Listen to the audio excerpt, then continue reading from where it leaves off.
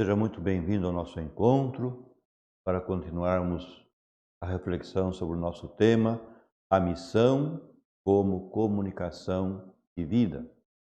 Um tema, parte do documento de Aparecida, que estamos refletindo, aprofundando, e do nosso texto base, Testemunhos de Aparecida. A vida própria e um espírito aberto. Isso aqui é muito importante. Diante de um sujeito, uma pessoa que tende a fechar-se em si mesmo e no cuidado do seu mundo privado e do prazer imediato, não se quis criticar acidamente ao mundo de hoje como qualificativos lacerantes, nem insistir na mortificação ou sacrifício como um valor em si mesmo. Sabemos que essas opções pastorais hoje dão pouco resultado e provocam uma maior recusa dos interlocutores, que chegam a pensar que a proposta da igreja é inimiga de toda a vida feliz. Achar que a vida cristã é tristeza, é cabisbaixismo, é negar ou renunciar a qualquer felicidade. Não é por aí o caminho. Hoje, para ser escutados, é necessário comunicar os valores evangélicos de maneira positiva e propositiva. Lembra nosso documento de Aparecida, no número 497. Nesta mesma linha, o documento acolhe o quê? O assento do Papa ao dizer que a igreja não cresce por proselitismo, mas por atração. Disse o Papa Bento na homilia, na abertura da Conferência de Aparecida. Eu tive a graça de escutar isso, pois estava lá concelebrando aquela Eucaristia. Por isso, a estratégia de Aparecida, o documento de Aparecida, é tomar um ponto de partida positivo para poder gerar modelos culturais alternativos.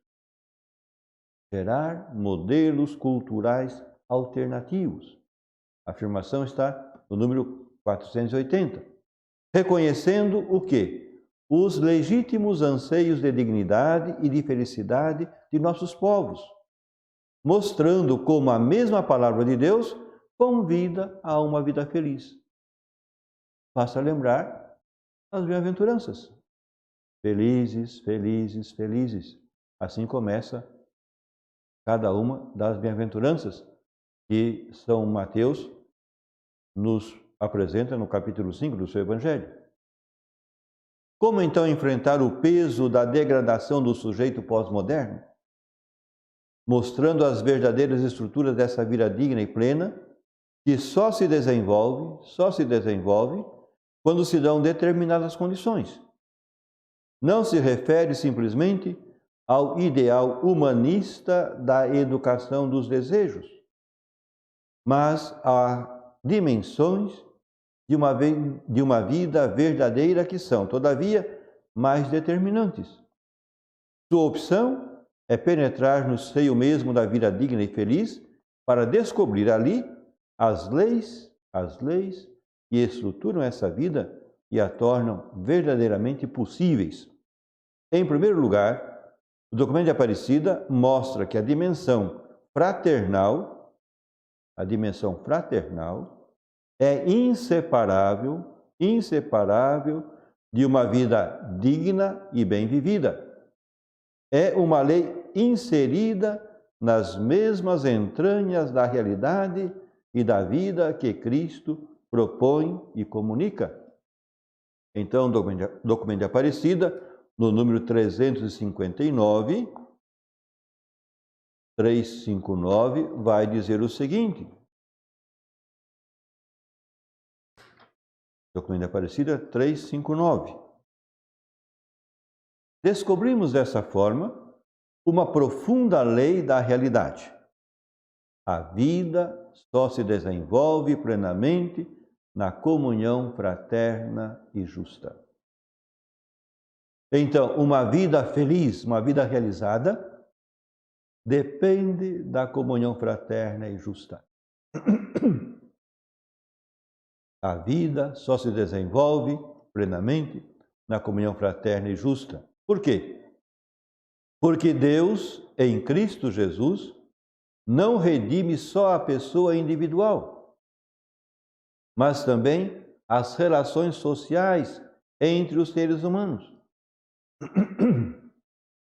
Diante de diversas situações que manifestam a ruptura entre irmãos, compele-nos que a fé católica de nossos povos latino-americanos e caribenhos se manifeste em vida mais digna para todos. Continua o nosso documento. O rico magistério social da Igreja nos indica que não podemos conceber uma oferta de vida em Cristo sem um dinamismo de libertação integral, de humanização, de reconciliação e de inserção social. Aparecida fala de uma missão para comunicar vida. É o tema de nossos encontros nesses dias. E aqui, nosso texto vem dizer, o magistério social da Igreja nos indica que não podemos conceber uma oferta de vida em Cristo, missão para comunicar vida. Não podemos conceber uma oferta de vida em Cristo sem um dinamismo de quê? Dinamismo de libertação integral. Libertar o homem todo. Dinamismo de humanização. Veja, nós corremos o risco de cairmos na desumanização. Quer um exemplo? No meio de tanta violência, tanta coisa triste que acontece, violência, assassinatos, enfim, a gente corre o risco de ir acostumando com essa notícia. E de repente, achar que isso é normal. Se entramos por esse caminho, estamos nos desumanizando. Por isso, a Igreja diz que é necessário um dinamismo de humanização, um dinamismo de reconciliação. Reconciliação. Quantas discórdias, quantas divisões a gente encontra em todos os cantos. Necessitamos de um dinamismo de reconciliação, mas não só, e também de inserção social. Nós contemplamos uma situação de exclusão social. Quantas pessoas que não têm o necessário para sobreviver de forma digna? Porque a exclusão social gerou esse tipo de vida. E nós queremos uma missão para comunicar vida. Por isso, libertação integral, humanização, reconciliação, inserção social são elementos que estão aí na missão da Igreja, nessa missão para comunicar vida. Podemos dizer que, e como uma lei êxtase, sair de nós mesmos para encontrar no outro o crescimento do ser. Isso aqui é uma afirmação de Karol Wojtyła, que depois se tornou Papa João Paulo II, hoje santo, no seu livro Amor e Responsabilidade. É como uma lei de êxtase, ou seja, sair de nós mesmos para encontrar no outro o crescimento do ser. Eu só posso crescer como pessoa humana quando sou capaz de sair de mim mesmo e me relacionar com o outro. Só assim eu vou crescer como ser humano. Por quê? Porque nós fomos criados à imagem e semelhança de Deus. E no mistério mais profundo é um mistério de comunhão, de relação, Pai, Filho e Espírito Santo, o mistério trinitário. Por isso mesmo, Deus não quis salvar-nos isoladamente, mas formando um povo. É uma afirmação clara do Concílio Vaticano II, na Lumen Gentium 9. Deus não quis salvar-nos isoladamente, mas formando um povo. Isso para dizer que ninguém se realiza no isolamento. Ninguém se realiza no isolamento. Esse é um aspecto que distingue a experiência da vocação cristã de um simples sentimento religioso individual. Lembra do documento de Aparecida, do número 164? Como consequência, a vida cristã só se aprofunda e se desenvolve na comunhão fraterna. A vida cristã só se aprofunda e se desenvolve na comunhão fraterna. Documento de Aparecida, número 110. Porém, evita-se pleitear essa dimensão comunitária da vida como um mero encontro entre pessoas amigas. Muito pouco. Como um trato amável e distendido em pequenos grupos de seres afins, ou como a ordinária convivência familiar encerrada em seus pequenos limites. É isso. Trata-se de uma profunda sensibilidade social que incorpora dentro das próprias preocupações os que não podem viver bem.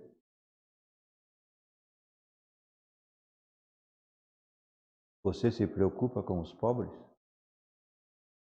Você se preocupa com aqueles que passam fome? Você se preocupa com aqueles que não têm um teto para abrigar?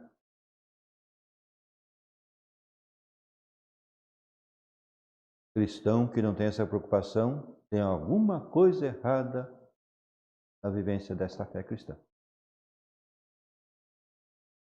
Porque a constatação de há várias vidas humanas que não respondem ao projeto do reino de vida se converte numa permanente provocação que desafia e desinstala a quem recebeu a vida de Cristo, a vida em Cristo. O caminho da vida é comunhão com aqueles que não conseguem viver adequadamente. Quando nós olhamos o livro dos Evangelhos, nós vemos um Jesus fazendo isso. Cercado de pessoas que precisam de alguma coisa. Documento de Aparecida, no número 358, vai nos dizer o seguinte. 358.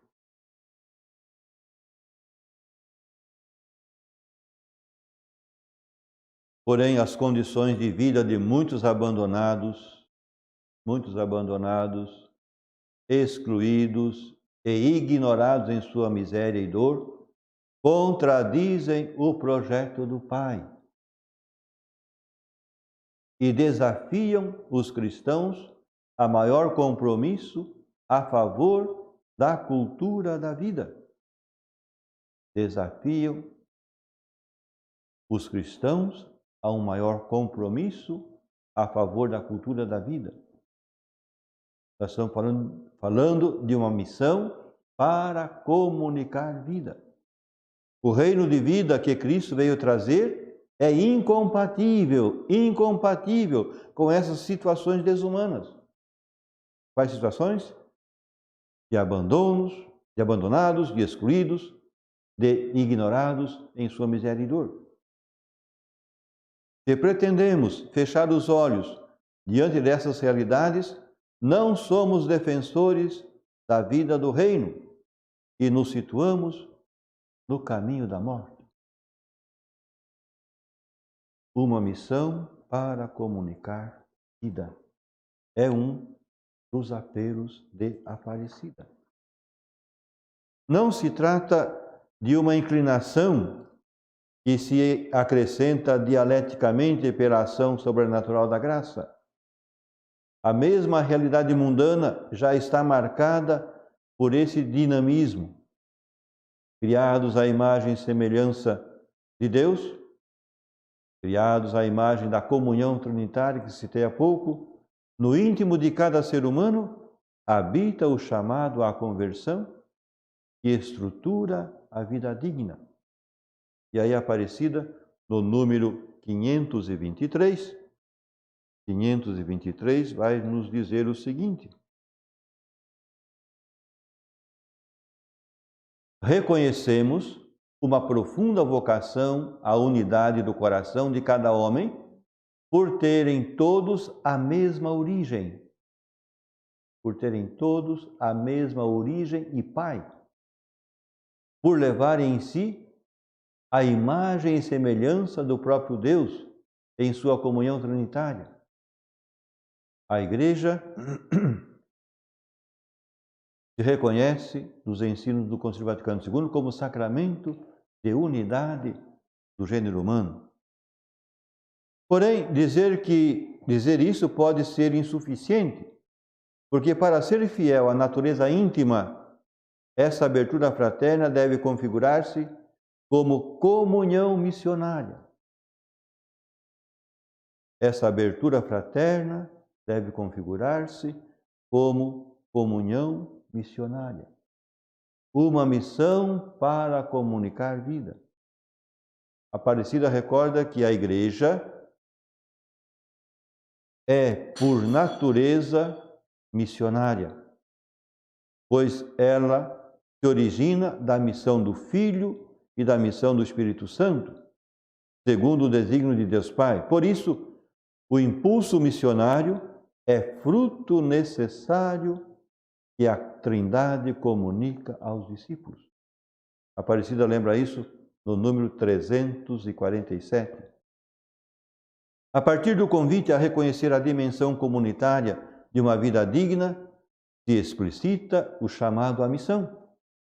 Desse modo, se convida a reconhecer que a realização dos próprios desejos de felicidade supõe assumir a própria existência, não só como existência fraterna, mas assumir a existência como uma missão, como um envio de Deus para que comuniquemos a vida aos demais.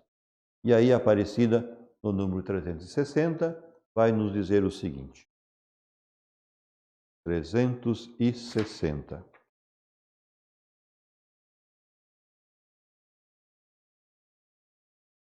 A vida se acrescenta dando-a.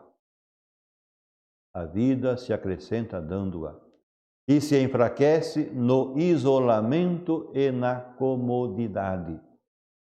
De fato, os que mais desfrutam da vida são os que deixam da margem a segurança e se apaixonam pela missão de comunicar vida aos demais.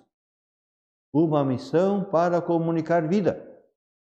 O Evangelho nos ajuda a descobrir que o cuidado doentio da própria vida depõe contra a qualidade humana e cristã dessa mesma vida.